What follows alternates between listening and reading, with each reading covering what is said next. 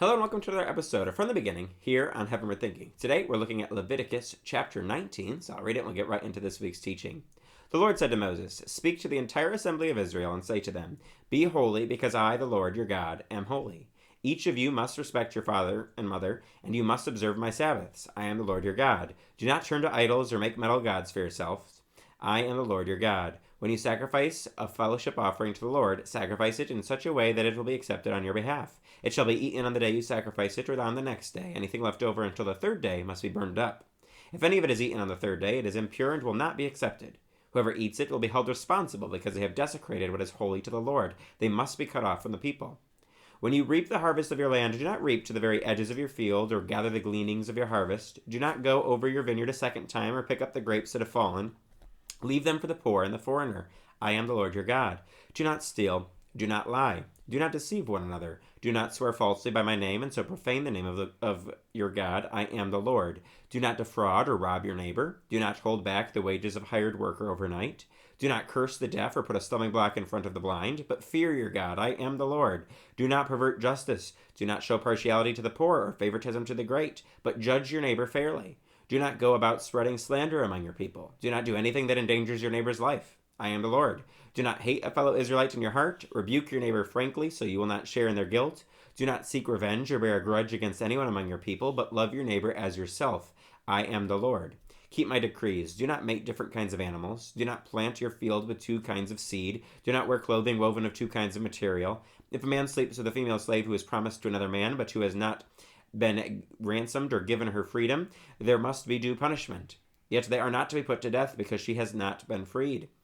The man, however, must bring a ram to the entrance to the tent of meeting for a guilt offering to the Lord. With the ram of the guilt offering, the priest is to make atonement for him before the Lord for the sin he has committed, and his sin will be forgiven. When you enter the land and plant any kind of fruit tree, regard its fruit as forbidden. For 3 years you are to consider it forbidden. It must not be eaten. In the 4th year, all its fruit will be holy, an offering of praise to the Lord. But in the 5th year, you may eat its fruit. In this way, your harvest will be increased. I am the Lord your God. Do not eat any meat with the blood still in it. Do not practice divination or seek omens. Do not cut the hair at the sides of your head or clip off the edges of your beard. Do not cut your bodies for the dead or put tattoo marks on yourselves. I am the Lord. Do not degrade your daughter by making her a prostitute, or the land will turn to prostitution and be filled with wickedness. Observe my Sabbaths and have reverence for my sanctuary. I am the Lord. Do not turn to mediums or seek out spiritists, for you will be defiled by them. I am the Lord your God. Stand up in the presence of the aged. Show respect for the elderly and revere your God. I am the Lord. When a foreigner resides among you in your land, do not mistreat them. The foreigner residing among you must be treated as your native born. Love them as yourself, for you were foreigners in Egypt. I am the Lord your God. Do not use dishonest standards when measuring length, weight, or quantity. Use honest scales and honest weights, an honest ephah and an honest hin. I am the Lord your God who brought you out of Egypt. Keep all my decrees and all my laws and follow them. I am the Lord. If we were to look at every verse by verse in this chapter and go through all the different commands and laws and regulations here that God is giving the Israelites, we could fill many different episodes here. Instead, we're going to look at an overview of this chapter because we don't have time to go into every single one of these commands.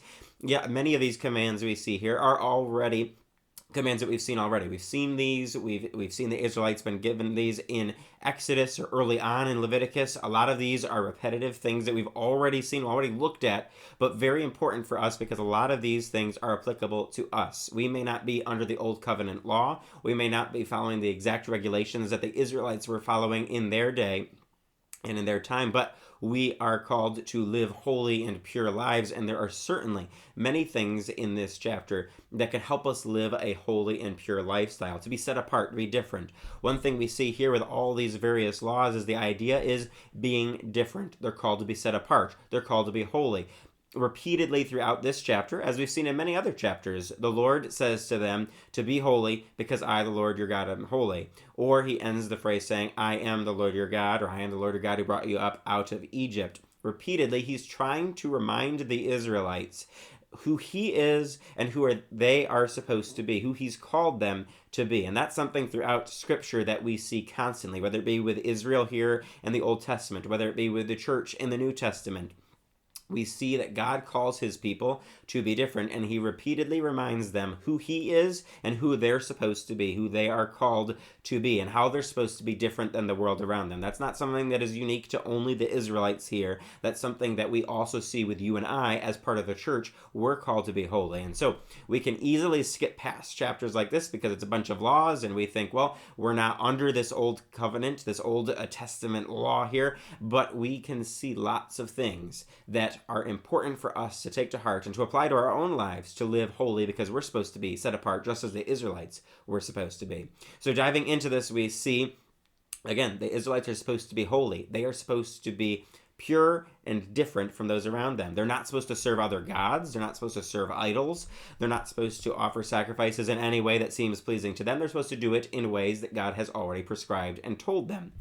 They're not supposed to be greedy. We see that they're not supposed to reap and glean all of their harvest. They're supposed to leave things behind for the poor in the land. And they're supposed to take care of the poor people and foreigners. We see that both at the beginning and the end section of this chapter, that God cares about people in low standing. That should be you and I, because of our standing with our sinfulness, that God cares about us. He cares about the poor. He cares about each person. And so he gives his people a way to help the poor.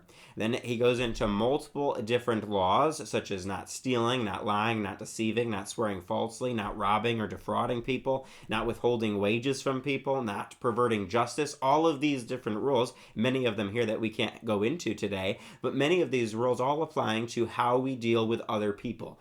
A lot of the rules and regulations that God gives his people, Israel, and also the commands that he gives you and I in the New Testament, a lot of them pertain to how we interact with God, our relationship with God, how we're supposed to be pure in his eyes. But also a lot of the rules and a lot of the commands that we see here for the Israelites and also for us in the New Testament is how we are supposed to interact with our fellow human beings, how we are supposed to care for other people and not just mistreat people any way we want. Instead, we see here that we're supposed to, just like the Israelites we see in the New Testament, for us, we're supposed to honor our father and mother. We see that here in this chapter. We're supposed to take care of the poor. See that right here in this chapter. We're supposed to treat our neighbor as we would treat ourselves. We're supposed to put other people ahead of us. We're supposed to love others just like we would love our own body.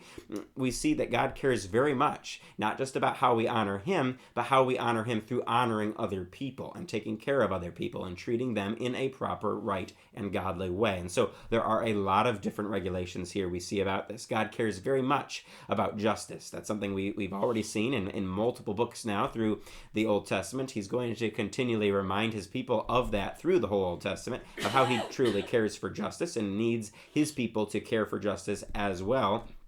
And we see that his people are called to be different in another way. In verse 18, we see that they're not supposed to be people who seek vengeance or bear a grudge, but love their neighbor as themselves. I am the Lord. That's what it says in verse 18.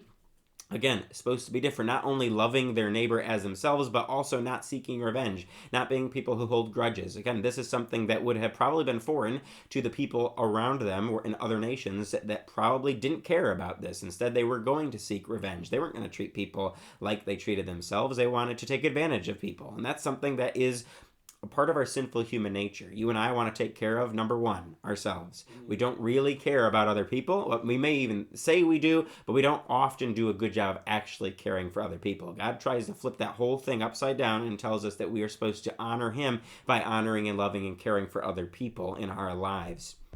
That we are also given a reminder in verse 19 as people are told, keep my decrees. And he goes in through a bunch of different things, whether it be not mating different kinds of animals, not planting fields with two different kinds of seed, or wearing certain clothing, whether it be with a man and a female slave, and those kind of interactions, or how they are supposed to plant their fruit trees, how they are supposed to do different things when they enter the promised land, how they're supposed to not eat meat with blood in it, or what they're supposed to do about divination, how they're not to be like the nations around them and practice divination or seek omens or spirits or things like that, not to to tattoo themselves or cut their bodies and mark themselves like the other nations did. Again, this is all these different rules here are setting the Israelites apart. It may seem like a whole bunch of just joint discombobulated commands that really don't belong together, but no, these are very important and intentional commands that God put here for a very specific purpose. And I think one of the purposes he did this